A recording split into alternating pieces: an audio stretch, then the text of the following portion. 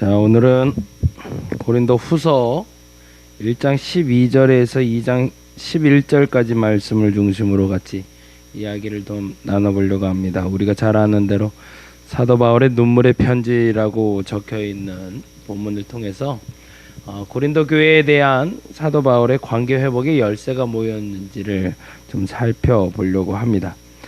관계 회복의 열쇠라는 제목으로 같이 이야기를 좀 나눠보려고 합니다. 2장 1절의 말씀을 먼저 시작으로 같이 말씀을 좀 나눠보려고 하는데요. 2장 1절 먼저 성경 먼저 펴볼까요? 2장 1절 말씀 같이 봅니다. 제가 읽어드리도록 합니다. 내가 다시는 너희에게 근심 중에 나아가지 아니하기로 스스로 결심하였노니 라는 말로 시작이 됩니다. 왜 사도 바울이 근심하게 되었는지, 그리고 이러한 결단을 하게 된 동기가 무엇인지를 먼저 잠깐 좀 설명하고 오늘 이야기를 시작했으면 좋겠습니다. 고린도 교회에 편지를 보내기 시작한 것이 AD 44년, 45년경이라고 생각이 되어집니다. 그때 이제 2차 선교 여행을 마치고 나서 이제 3차 선교 여행을 출발하는 쯤에 이제 2차 선교 여행 때 만들어진 교회가 이 고린도 교회고, 이 고린도 교회를 세워놓고 사도 바울이 선교 여행을 떠나다가 안타까운 이야기를 듣게 돼요. 그 이야기는 뭐냐면 고린도 교회 내에 문제가 생겼다는 거였습니다. 도대체 그 문제가 무엇이냐라고 사람들에게 물어보며 알아보자 크게 세 가지로 압축이 되었는데, 그 첫째는 분쟁에 대한 문제였습니다. 그리스도에게 속했다, 바울에게 속했다, 베드로에게 속했다, 아볼로에게 속했다 등등의 각자 자기들 나름대로의 어떤 기준을 가지고 어느 한 사람을 추종하는 그러한 세력화된 분파가 나타나기 시작했던 거죠.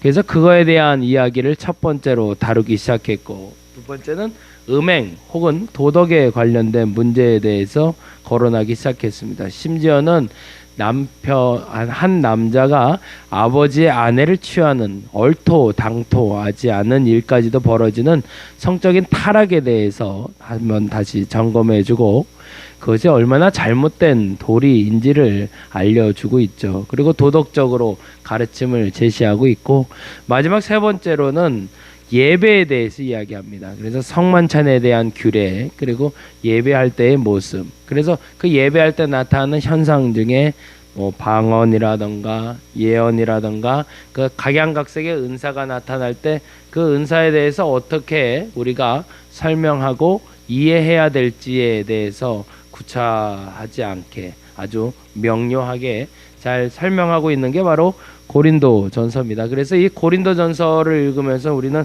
그 분파주의를 어떻게 해결해야 될지, 그리고 우리가 얼마나 도덕적으로 살아야 될지, 그리고 우리가 예배를 어떻게 거룩하게 드려야 될지, 그리고 예배 가운데 일어나는 다양한 현상들에 대해서 어떻게 생각해야 될지를 고린도 전서를 통해서 읽게 되죠. 그리고 나서 이제 말미에 살짝 붙인 게 있었는데, 그게 지난 금요일 날 설교한 헌금에 대한 부분이었습니다. 그래서 이 헌금에 대해서 이야기할 때 제가 주일 날 크게 세 가지로 이야기하고 싶어서 금요일 날도 제가 잠깐 말씀을 드렸는데, 첫 번째는 두 렙돈의 법칙이 있습니다. 과부에 바쳤던 두 렙돈의 법칙처럼 우리에게는 드려지는 헌물 중에 약한 것이 있고 악한 것이 있음을 알아야 됩니다.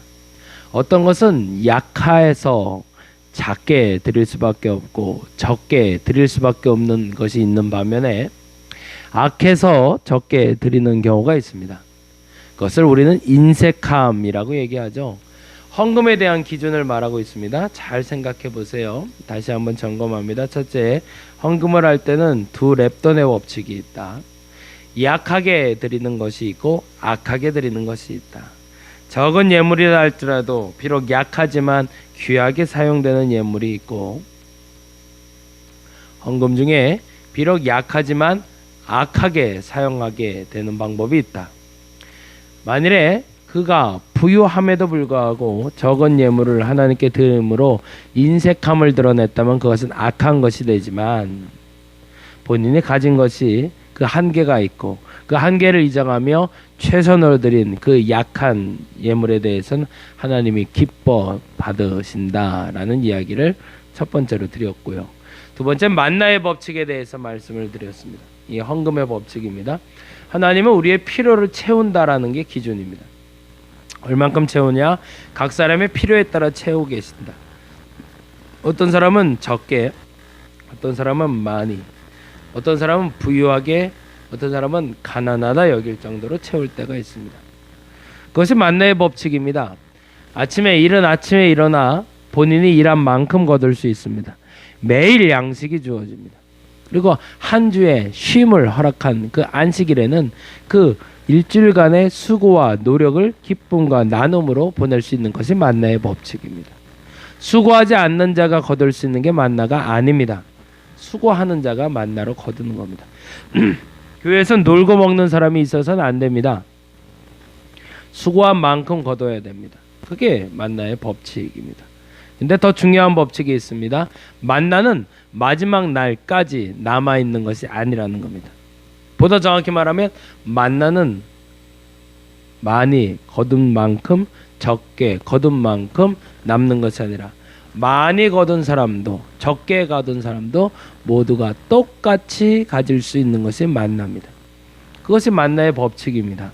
그래서 저희는 이 만나의 법칙대로 자발적 가난 운동을 시작해 보려고 합니다. 그리고 끊임없이 계속 그 얘기를 드리고 있죠. 첫 번째는 우리가 제일 먼저 기억해야 되는 건 두렙돈의 법칙. 약하면 약한 만큼, 강하면 강한 만큼 하나님께 헌신할 수 있어야 됩니다.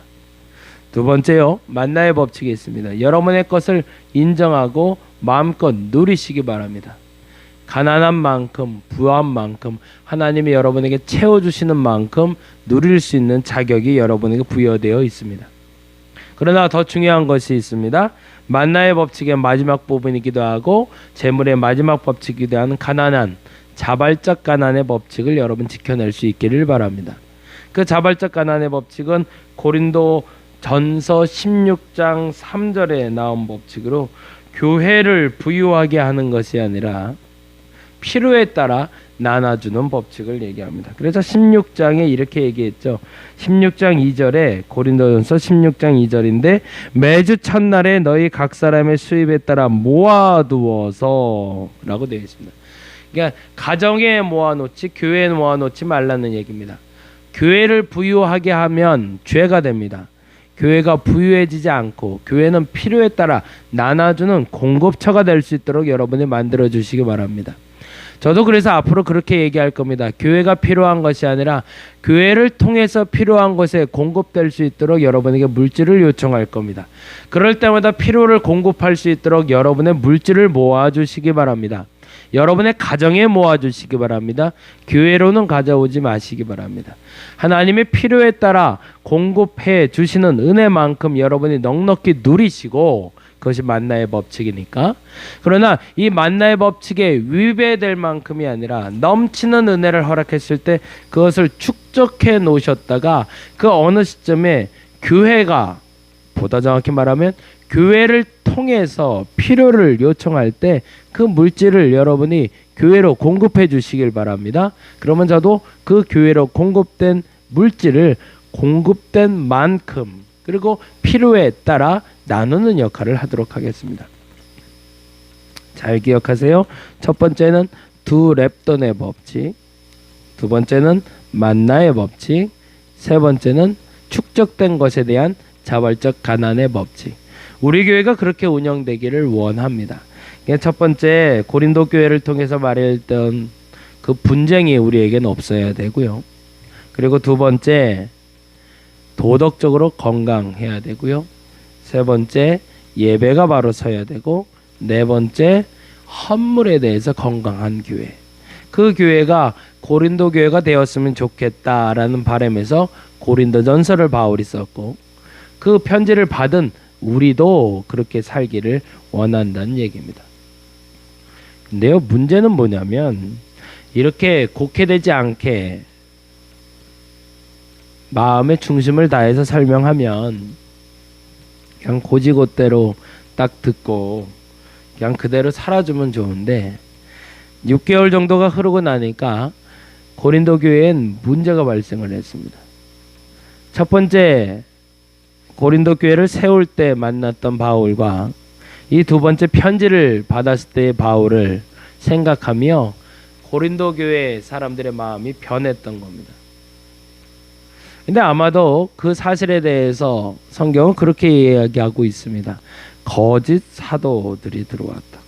그게 성경에 어디에 나와 있냐면 11장인데요. 고린도 후서 11장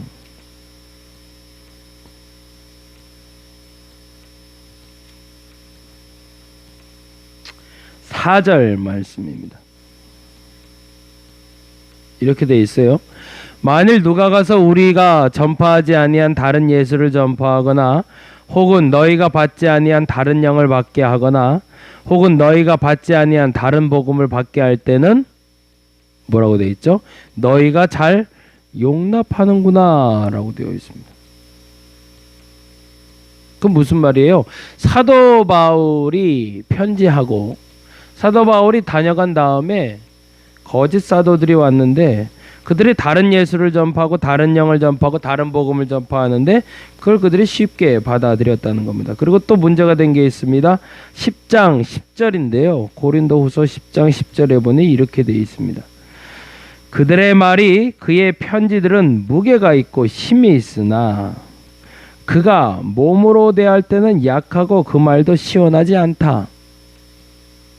아마도 그 거짓 사도들이 들어와서 사도 바울에 대해서 이렇게 비방했던 것 같습니다. 편지를 받을 땐 무게가 있고 힘이 있어 보였지만 그의 몸을 대할 때는 약하고 그 말도 시원하지 않으니 그게 사도 맞냐라는 거죠. 그래서 그때부터 문제가 발생한 겁니다. 사도 바울에 대해서 고린도 교회 사람들이 마음에 심적인 불편함이 들어왔던 거죠. 그래서 화가 나서인지 그것을 바로잡아주고 싶어서 사도 바울이 방문을 했던 것 같아요. 그래서 두 번째 방문을 했는데 방문을 했을 때도 그들의 마음이 변하지 않는 겁니다. 오히려 더 비방하는 소리가 높아졌고 오히려 더 모욕적인 이야기를 듣고 사도 바울이 나오게 된 것 같아요. 그래서 세 번째 편지를 쓴 게 바로 이 고린도 후서가 됩니다. 이게 사실은 그 중간에 또 하나의 사건이 있었던 것에 대해서는 기록되어 있지 않고 그리고 그때 당시에 이 세 번째 편지를 쓰기 전에 그가 간곡히 부탁하는 마음으로 고린도 교회에 편지를 쓰게 되는데 그게 오늘 본문에 읽었던 2장에 있는 편지입니다. 같이 한번 볼까요? 2장 4절 말씀인데요. 같이 한번 읽어보겠습니다. 제가 읽어드릴게요. 2장 4절 내가 마음에 큰 눌림과 걱정이 있어 많은 눈물로 너희에게 썼노니 라고 되어 있습니다. 눈물의 편지라고 쓰여진 고린도 교회에 쓴 편지라고 알려지고 있는데 내용은 남아있지 않습니다.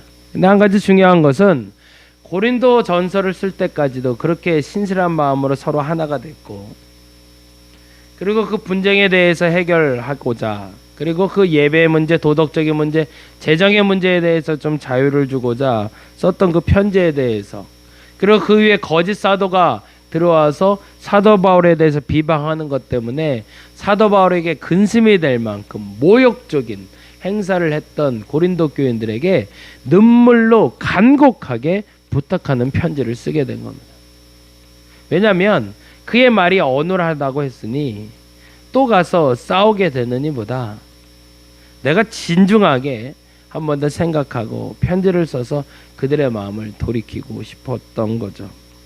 근데 한 가지 매우 중요한 것을 깨닫게 되는데 그게 바로 2장 11절 말씀입니다.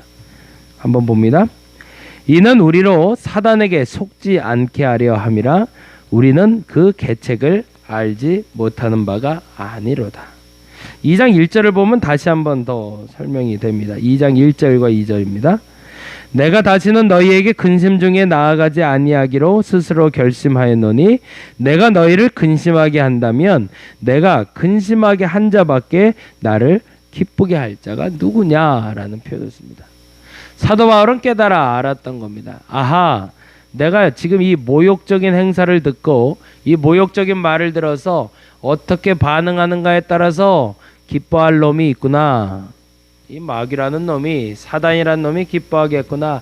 아하, 이렇게 하면 안 되겠구나 라는 깨달음이 있어서 직접 가지 않고 편지를 쓰게 됐다라고 이야기를 하는 겁니다. 여기서 크게 세 가지로 우리가 이 사도 바울의 문제 해결 방법을 배우게 돼요. 그 첫 번째는요, 기다릴 수 있어야 된다는 겁니다. 사도 바울이 너무 화가 났기 때문에 그 분노를 치밀어 올라서 그 분노의 감정을 감추지 못하고 곧바로 만일에 고린도 교회를 찾아갔다면 아마도 고린도 교회 교인들과 사도 바울은 영영 떠나고 말았을 겁니다. 왜요? 그 근심된 마음의 그 중심에는 분노가 있었기 때문에. 그것은 문제 해결의 열쇠가 되지 않습니다. 그러니까 여러분이 그 누군가의 관계가 틀어졌을 때 그 관계를 회복하기를 원한다면 가장 첫 번째로 하기를 원하는 방법은 기다림입니다. 그 문제를 해결하기 위해서 동분서주 움직이긴 해야겠죠. 그러나 그것 때문에 그 감정이 먼저 움직이게 된다면 오히려 관계는 더 어그러질 수밖에 없다는 겁니다. 그러니까 저와 여러분이 그 마음의 중심을 잘 잡으실 때 혹여 지금 그 누군가 때문에 마음에 상처가 됐거나 그 누군가 때문에 서운한 일이 있거나 그 누군가가 여러분에게 모욕적인 행사를 해서 여러분 마음이 다쳤다면 그것 때문에 즉각 움직이며 그 말을 먼저 털어놓지 마시고 잠시 잠깐 하나님과 머무는 시간을 가지시기 바랍니다. 저는 개인적으로 그래서 그런 문제가 생길 때마다 3초 기도를 하라고 요청을 합니다. 긴급한 일이 생겼을 때, 감정을 추스르지 못할 때 여러분의 마음 속에서 한 가지 더, 하나님 어떻게 할까요?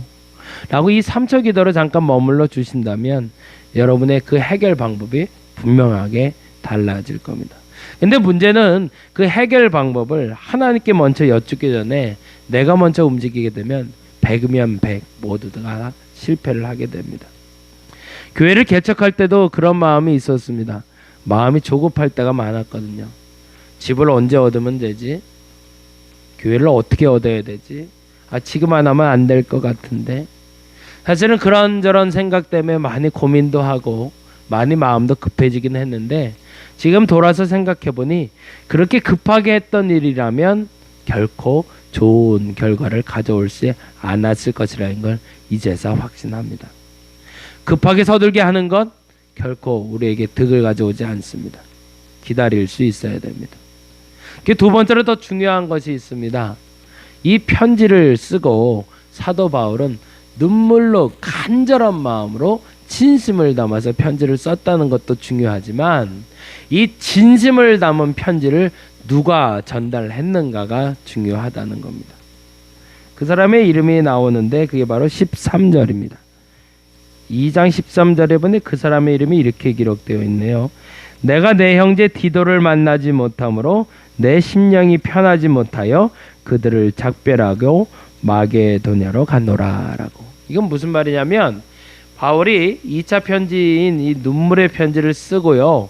이 편지를 디도를 통해서 보냈다는 얘기입니다. 이게 또한 지혜로운 거. 첫째는 기다릴 수 있어야 된다는 거고요. 둘째는 믿을 수 있는 사람을 중보자로 삼아줘야 된다는 겁니다. 관계 회복을 위해선 첫 번째는 하나님 앞에 머물며 그 방법을 찾고 기다리는 시간이 첫째요. 두 번째는 그 방법 해결의 열쇠로 내가 직접 움직이기보다 나 아닌 또 다른 사람이 움직일 수 있는 사람이 있는 것이 중요하다는 겁니다. 예전에 섬기던 교회에 부목사로 사역할 때 한번 문제가 발생한 적이 있었어요. 물론 대다수의 실수는 부목사인 제가 할 때가 많았습니다. 근데 그날은 어떤 일이 발생했냐면 담임 목사님이 그 성도와의 대화 가운데 실수를 하나를 하셨어요. 그 실수는 아주 단순한 거였습니다. 그가 했던 일 중에 하나를 뭘 좀 이렇게 격려한다고 말한 게 질책하는 것처럼 들리게 된 거예요. 그러고 나니까 이 성도가 마음이 상해서 교회를 안 나오기 시작합니다. 근데 그때 아주 감사한 경험을 하게 됐는데 여자 장로님이 한 분 계셨는데 그 여자 장로님이 담임 목사님을 대신해서 매일 찾아가는 겁니다. 그때 같이 가봐서 이제 어떻게 해야 하는 방법인지를 배웠는데 그 성도의 서운한 마음을 다 들어줍니다. 그리고 담임 목사님에 대한 그 서운함도 다 들어줘요. 근데 결단코 성도가 원하는 마음큼 담임 목사를 같이 욕해주진 않습니다. 그냥 신실하게 끝까지 들어주고 그 마음을 충분히 녹여준 다음에 담임 목사님의 중심도 전달을 하더라고요. 그렇게 한 달여를 찾아가니까요. 한 달 후에 그 성도의 마음이 풀려서 오더라고요. 근데 그 다음이 중요했어요. 그 다음에 장로님은 뒤로 빠지시더라고요. 그리고 그 성도와 담임 목사님이 만날 수 있는 통로를 열어주셔서 그 오해가 풀어지게 하더라고요. 디도는 그런 사람이었습니다. 사도 바울은 직접 움직여서 그 관계를 회복하지 않고 틀어진 그 관계를 회복하기 위해서 진심을 담은 편지를 썼고 그리고 기다리는 중에 디도라는 한 사람이 나타나 그 중보의 역할을 감당하게 된 겁니다. 그러나서 결과는 어떻게 됐을까요? 참으로 감사한 건 고린도후서 7장을 보면 그 답이 나오는데요. 7장 한번 말씀 보겠습니다. 7장 6절부터 보면 좋을 것 같네요. 6절부터 보겠습니다. 그러나 낙심한 자들을 위로하시는 하나님이 디도가 오므로 우리를 위로하였으니, 디도가 이제 드디어 도착했다는 얘기죠. 그가 온 것뿐 아니요 오직 그가 너희에게서 받은 그 위로로 위로하고 너희의 사모함과 애통함과 나를 위하여 열심히 있는 것을 우리에게 보고함으로 나를 더욱 기쁘게 하였느니라. 관계가 회복됐다는 거죠. 저와 여러분에게 문제가 발생했을 때, 모욕적인 말을 듣고 오해가 발생했을 때 그 문제를 풀어갈 수 있기를 간절히 바랍니다. 잘못된 건 반드시 바로잡아야 됩니다. 바르지 않게 모욕당했는데 그것을 그냥 무시하고 에이 두 번 다시 안 봐 라고 멀어지면 바른 것이 바로 자료잡지를 못합니다. 바른 것은 바르다고 말해 주어야 됩니다. 근데 문제는 그 사람과 만나기 힘들 때, 그 모욕적인 행사를 한 사람과 그 관계를 회복하고 싶을 때 첫째, 기다려 주시기 바랍니다. 잠잠하라. 그리고 하나님의 음성을 들으시기 바랍니다. 그리고 또 하나, 여러분의 최선의 방법으로 그 문제를 해결할 수 있는 정성을 담은 편지와 같은 도구를 사용하시기 바랍니다. 그리고 마지막으로 여러분이 직접 전달하지 마시고 여러분의 중간자 역할을 할 사람, 여러분도 믿을 수 있고 그가 믿는 그 한 사람의 도움을 요청하시기 바랍니다. 그래서 그 문제를 해결해 나갈 수 있기를 간절히 바랍니다. 바울이 그렇게 고린도와의 관계를 회복했을 때 결과적으로 어떤 결과를 가져오게 됐냐면, 이후에 로마서를 쓰게 된 장소가 바로 고린도 교회가 됩니다. 그만큼 심적인 마음의 평안함을 가지고 이 로마서를 기록할 수 있는 여유를 가진 장소가 바로 고린도 교회가 됐다는 거죠. 저와 여러분에게 관계 회복의 열쇠를 하나님은 허락해 주셨습니다. 그것은 바른 것을 바르게 세울 수 있는 과정을 말합니다. 여러분이 잘못해서 관계가 틀어졌던, 여러분이 바르게 했음에도 불구하고 오해로 틀어졌던 그 관계를 회복하기를 하나님은 원하십니다. 첫째는 기다리시기 바랍니다. 둘째는 여러분의 최선의 방법을 도구로 사용하시기 바랍니다. 마지막으로 여러분이 신뢰할 수 있는 중보자를 보내달라고 요청하시기 바랍니다. 그래서 그렇게 회복된 관계를 통해서 그리스도의 공동체가 건강하게, 그리고 여러분의 가정이 건강하게, 여러분의 직장이 건강하게 회복되어지기를 간절히 바랍니다. 오늘은 그래서 그 관계가 틀어진 사람, 그 한 사람을 놓고 기도하고 그 관계가 회복되게 해달라고 기도하는 한 날이 되기를 간절히 바랍니다. 기도하겠습니다.